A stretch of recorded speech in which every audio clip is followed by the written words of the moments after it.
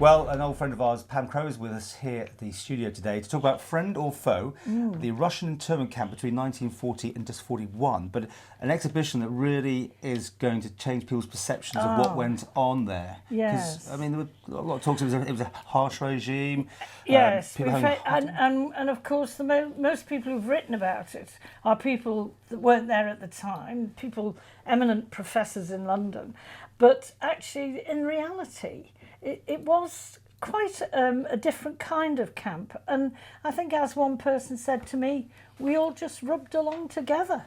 And I think that's exactly what happened. Of course, there was fear when it was announced that these women were going to arrive, but then no one expected the amount of the volume in one day. I mean, there were nearly 4,000 people.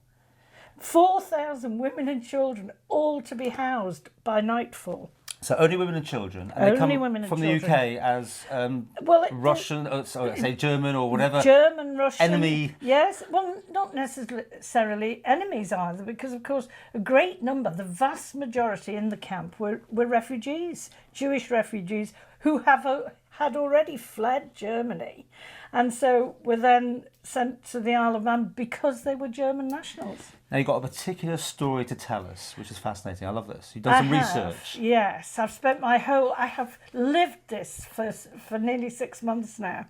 I was delegated, we were all delegated, we're only a small group, there's 5 of us, we've all been delegated different people. And I was delegated the person who was supposedly the most notorious Nazi in the camp. Now, I don't know why they chose to give that one to me, Paul, and I don't want any comments. Okay, passing on. At any rate, but, however, Wanda was the person that I have found out so much about her and her family. A, she wasn't even German, she was Polish. B, her children were English. Both her children were born. She'd lived in London for over 30 years, actually. And it was just, the whole story was amazing, but the most amazing thing is that I actually found the family living in America. Now, unfortunately, the daughter Gisela had just passed away, which was very sad. But the granddaughter I connected with, and we have spoken for hours and hours, and she finally said to me she had 7 boxes of letters that Wanda had written in the camp. Now, Wanda seemed to have taken upon herself a role as I was going to say the busybody of the camp, and I thought, no, I'll refrain from that. But certainly she took on the role, I think, of what maybe she was doing in London, because she was the wife of the senior Lutheran pastor in London. So she did help a lot of people around the church and the congregations. So when she came to the camp, she was helping all and sundry.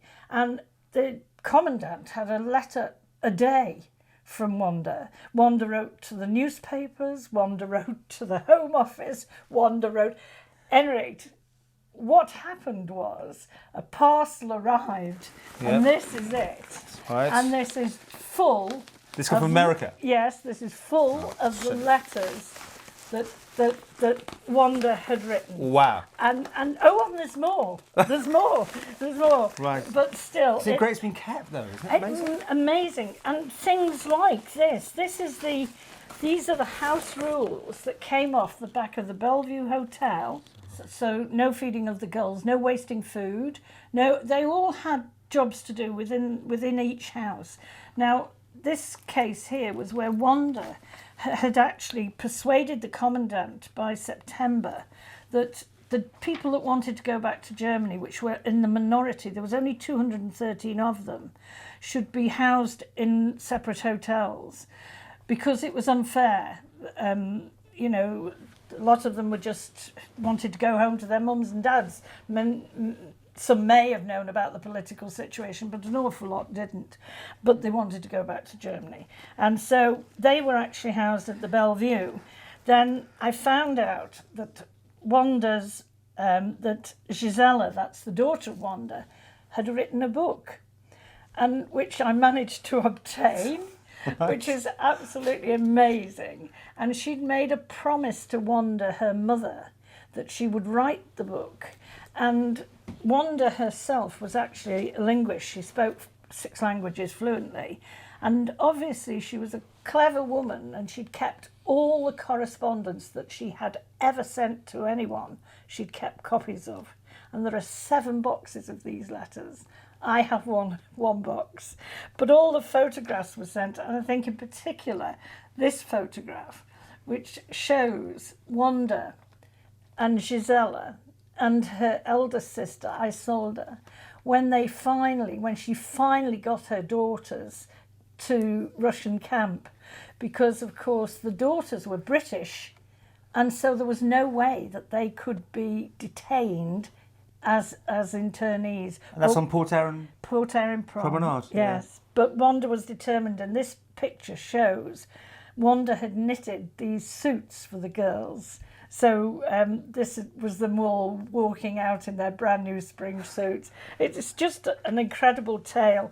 But what is even more amazing, and I don't think anyone knew, is that Gisela actually married a Manxman. And Gisela herself didn't know. The actual gentleman she married was John Christian. Can't get more Manx than that, can you? Exactly. And I am busy trying now. John is still alive, but he doesn't remember a great deal. And I know his father was Albert.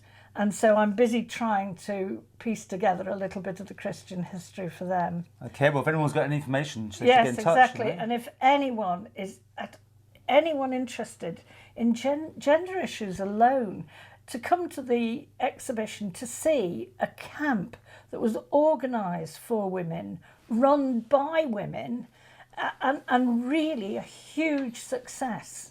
And it ran for what, a year? So what happened to them after that? No, it didn't run. We have concentrated on the first year. But it was longer then, the whole yes. year, the whole yes, duration. Gisela, Isolde and Wanda were in the camp for 5 years. Oh, the full time. And she finally got her husband through persistence, through these letters, I tell you, must have been like an avalanche on people's desks. And in the end, a bit right with me, really, this just get rid of her, for goodness sake, send the man back. So she got her husband back to the Isle of Man as well. Wow. Amazing story. So your exhibition is just centering on this between 40 and 41. It is. But could there be other exhibitions to follow then? Well, looking at other time zones? We have found out so much that it's almost certain. I mean, one of the stories is the roll call that was done for a Christmas present for one of the hoteliers. Every member in the hotel painted a picture, rather like an autograph book, and that's been made into a book now. There are 60 pages. It's just amazing the things we found out.